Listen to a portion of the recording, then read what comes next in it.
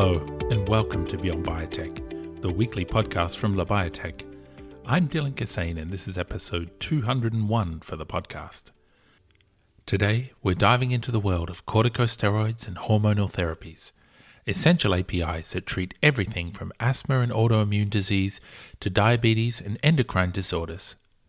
These molecules may be decades old, but their manufacturing remains highly complex and critical to patients worldwide. I'm delighted to welcome our guest, Olivier Roux, as Senior Director at Curia. As a global leader in small molecule development and manufacturing, Curia operates a dedicated European center of excellence with 4 steroid-specific plants, full life cycle support from lab to multi-ton scale, and specialized capabilities in aseptic processing, particle size control, and high potency handling.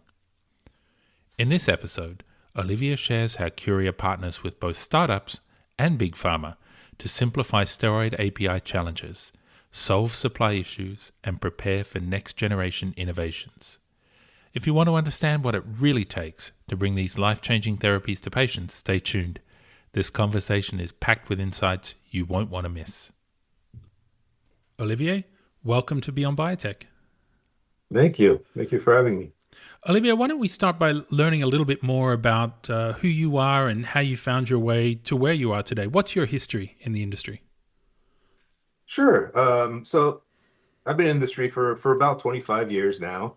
I started straight out of school in large pharma. Started with 10 years, 12 years in the lab on the analytical chemistry side. I studied biochemistry at Indiana University. But the large pharma I joined right out of school had a deep knowledge base on steroids and hormones. They were some of the originators of some of the original synthesis. Since then, I joined Curia on the sales side of the organization. So I'm Senior Director, CMO Sales for North America. Tell me a little bit about these corticosteroids. Can you maybe start by what are corticosteroids and these hormonal therapies? Sure. So corticosteroids are medicines that either replace, regulate, or modulate hormones that naturally occur in the human body. So there's synthetic versions of hormones that play a critical role in inflammation, immune response, metabolism, stress. So you can think of cortisone, hydrocortisone, things like that. Depending on the indication, there's oral versions of these drugs. There's also inhalers and topical creams, which I'm sure everyone has seen in Walgreens, Walmarts, or your local pharmacies. Steroidal hormone therapies, it's kind of stepping back a little bit. It's a more broad group of medicines. They include treatments that influence the endocrine system for diseases like Addison's or adrenal hyperplasia. These treatments can replace missing hormones, and one of the most common use of steroidal hormones is for hormone replacement therapy, whether that be for women in menopause or with progesterone and estradiol, or low testosterone for men. They're of course also used in pregnancy, contraception, and infertility treatments as well. Tell me a little bit about where these corticosteroids originated from historically. Where did we first get them?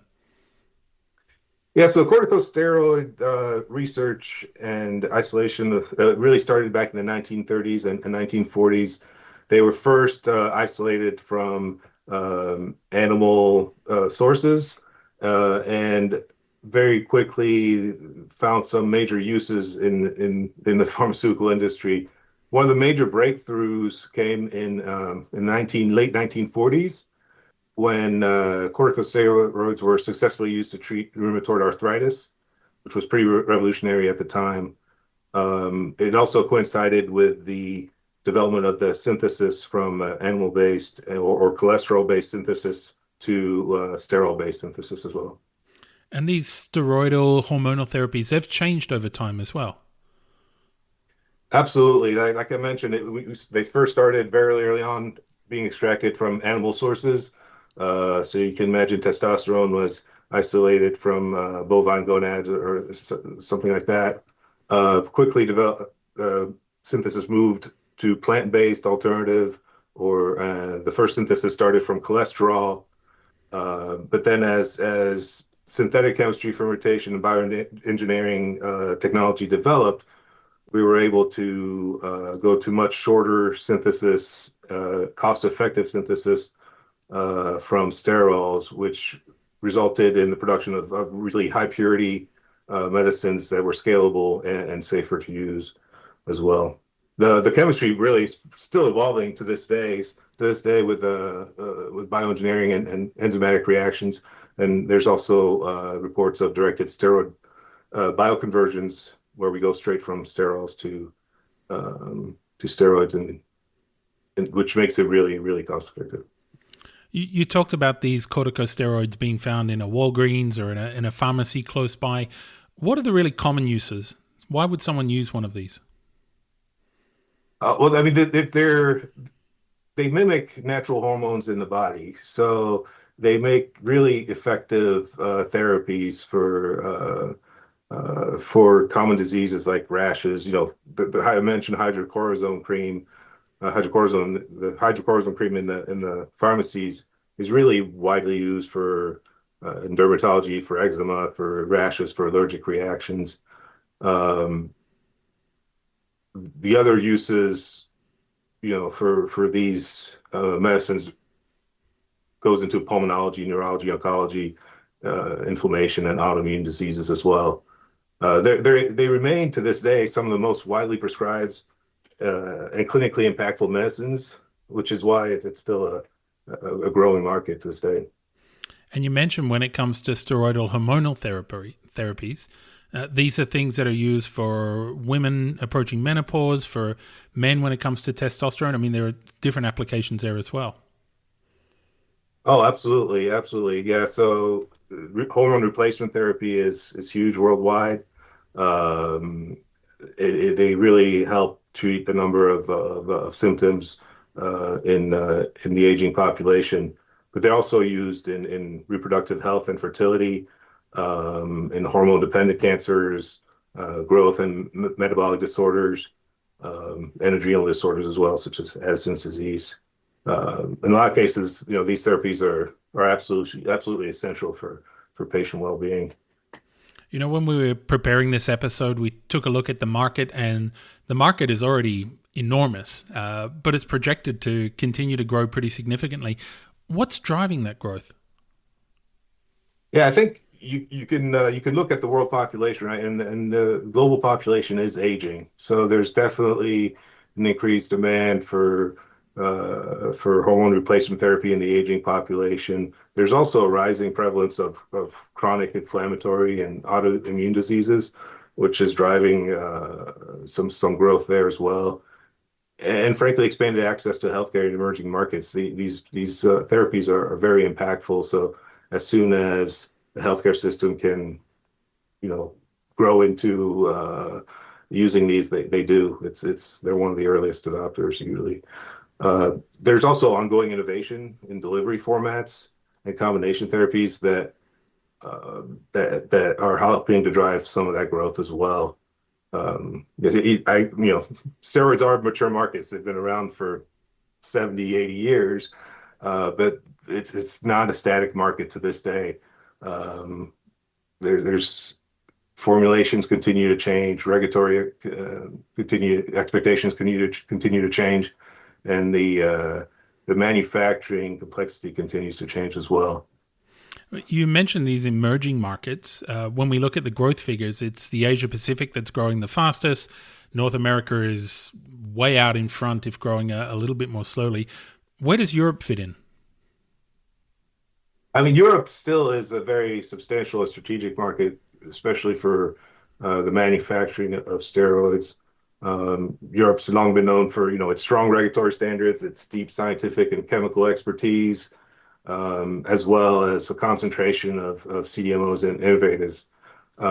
So Europe still remains a strategic market. For companies like Curia, which I'm a part of, having a strong footprint in Europe means we have access and proximity to global pharma clients, to the scientific talents, and we understand the robust regulatory environment. all of which is really critical for these complex APIs. You talk about what Curia offers. On the website there, it says Curia offers agile outsourcing solutions for steroid APIs. What does that actually mean? Can you put that into terms that I could understand? Absolutely, yeah. In practical terms, it means Curia can support customers at every stage of a product's life cycle. So we can start with a customer in preclinical and take them all the way to through early development, phase 1 through 3, and all the way to commercial. And we have the scale to match the clinical phase. So we're very agile in that sense.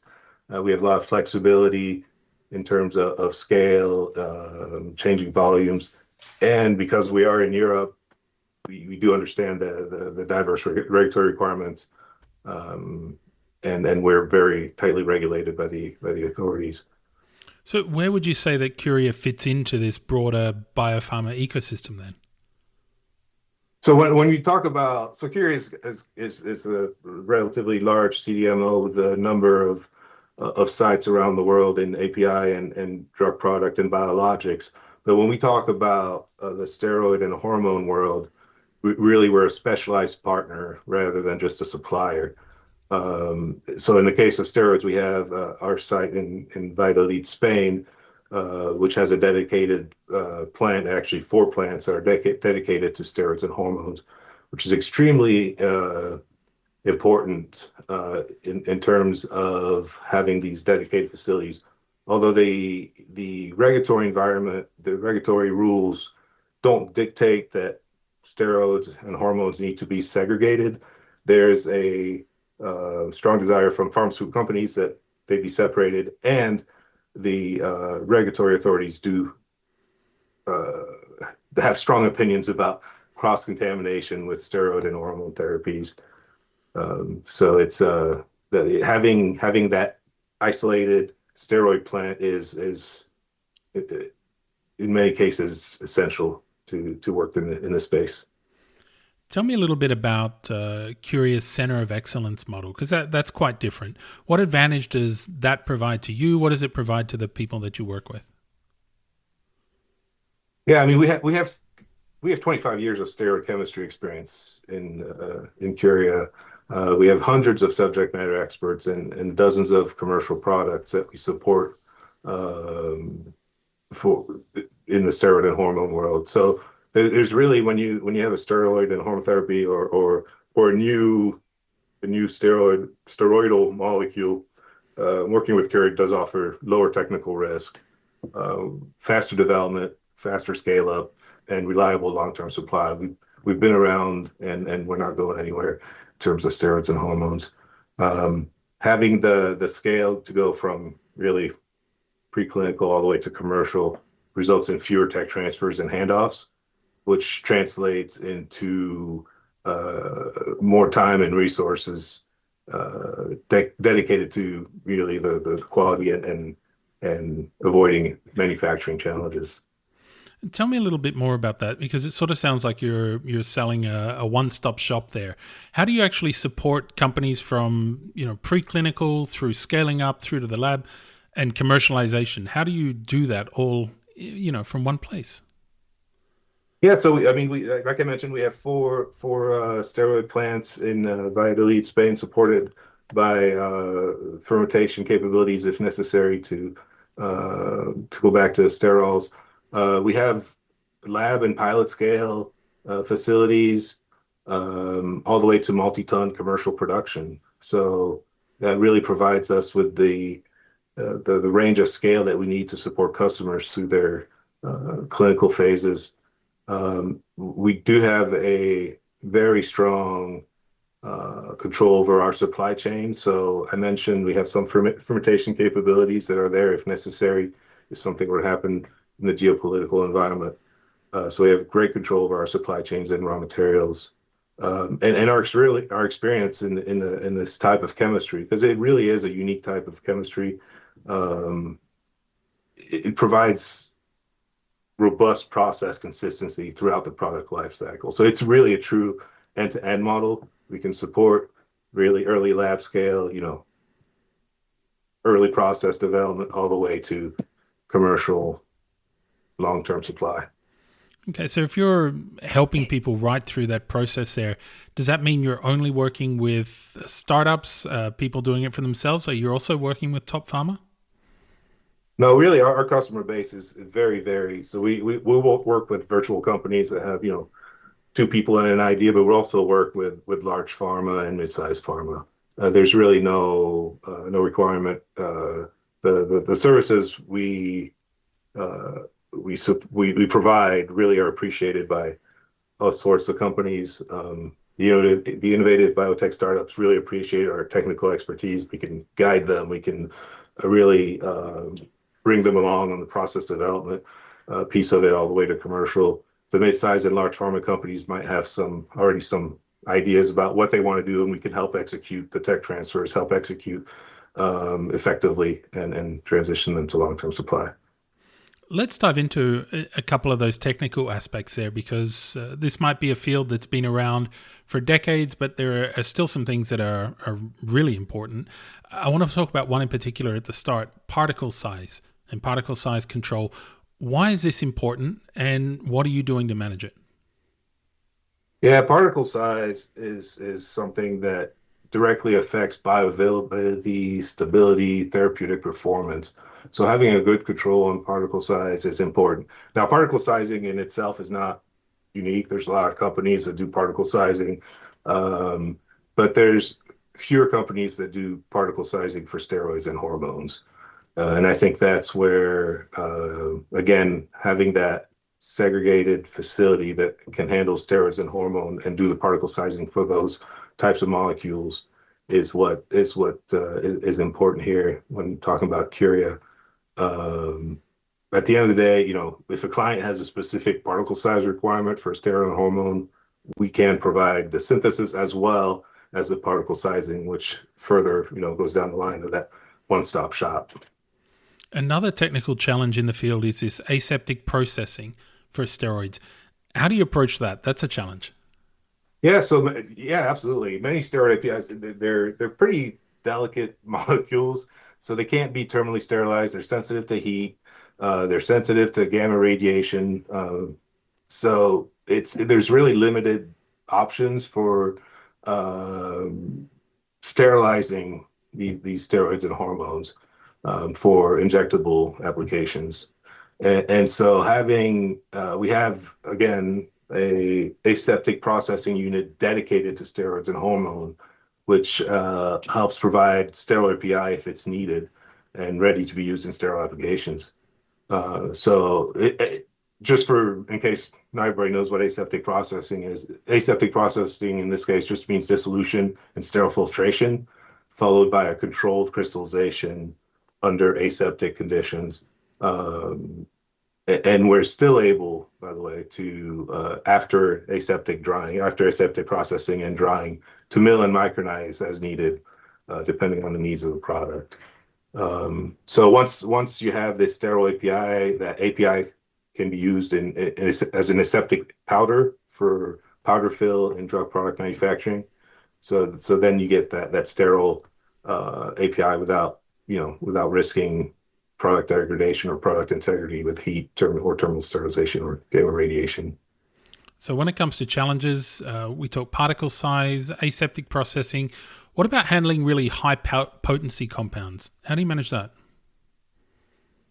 Yeah, so hormones and steroids are kind of interesting. So they span the gamut in terms of occupational exposure band. You have some very mild, less potent molecules that are EB1, but you also have some molecules that have occupational exposure bands as high as 5. So requiring really advanced isolator technology with strict containment to protect not just the molecule, also the operators and the patient, in terms of cross-contamination. And Curia does have those facilities and that isolator technology available for steroids and hormone. So it really allows us to deliver safe operations, consistent quality, and reliable global supply, even for the most potent complex molecules. all of that, it sounds fantastic in theory. It sounds like you've cracked the game there. What about in practice? Can you tell me about a time, a client that you supported from R&D right through to that commercial launch? Yeah, I mean, I do have a couple examples here. We worked with, I won't be able to mention names or anything like that, but we worked with a mid-sized biotech that came to us with a promising corticosteroid candidate in early development. At that stage, their priorities were speed, flexibility, and managing the technical risk. The synthetic route that they brought to us was not ideal for commercial production, so it did need optimization. So we started by helping them optimize the synthetic route and the crystallization at lab scale, ensuring the API met the early clinical requirements. As the program advanced into phase 2 and 3, we scaled up the process using the same equipment platform, so minimizing tech transfer risks. And when they were ready for commercialization, we transitioned into our multi-ton commercial production. And they were able to support their regulatory filings in multiple regions. We put a long-term supply agreement in place for the client. The key benefit that there was continuity there from early clinical phase all the way to commercial. They never had to change partners as their needs evolved. But I also read, as well as these mid-sized firms, you've also helped a couple of very big companies as well, one large company to fix one of these API supply problems. Are you able to talk about that, even if you can't mention their name? Yeah, absolutely. Yeah, that's a great example of Curia's flexibility. A large pharmaceutical company approached us and told us they had an unexpected supply disruption with a critical steroid API. It was going to put patient supply at risk, so we needed to move fast. So Curia was brought in to rapidly assess the existing process. We did have to do some troubleshooting. There were some impurity challenges. The yields were variable, so we had to optimize those. And then we were able to transfer that into the plant and stabilize the process under really tight timelines. At the same time we were doing the chemistry work, we did involve our regulatory teams, which worked closely with the large pharma client, and ensured that we had the compliance and documentation alignment so that we could move quickly to approvals from the health authorities. Tell me a little bit about what's going to come in the future now. Is there still space for innovation in corticosteroids? Yeah, we're definitely still seeing some exciting developments in the steroidal world. We're seeing the advent of neurosteroids, which can cross the blood-brain barrier, and that's kind of a new thing in the last 5 to 10 years. So those neurosteroids are able to cross the blood-brain barriers to treat diseases that arise in the brain. So postpartum depression is one of the indications. There's developments in also brain protection after a stroke. So those are two examples of neurosteroids that have come up recently. We're also seeing advanced delivery systems being implemented, such as digital inhalers that optimize dosing and patient adherence. So that, again, that's where the particle size control also comes into play. And there's also more targeted and localized therapies requiring even tighter control over particle size and solid state properties. So that's something we haven't talked about at all, but solid state properties also has an impact on the world. There's also selective steroidal glucocorticoid receptor modulators, which aim to retain efficacy while reducing side effects. Those types of molecules are coming to the front. So the innovation is not done in corticosteroids and steroidal hormones. We're still seeing a lot of work there, which makes sense. They're very closely related to molecules that are present in the body. So imagine you're speaking now to a company that wants to outsource their complex steroid or their hormone APIs. What sort of advice can you give them? What should they be looking for in a partner?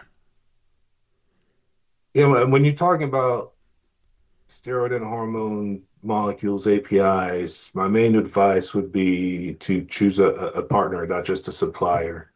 Steroid and hormone molecules are among the most challenging molecules to make, and the segregation and the cross-contamination concerns really require a partner that has a deep long-term experience in steroid chemistry.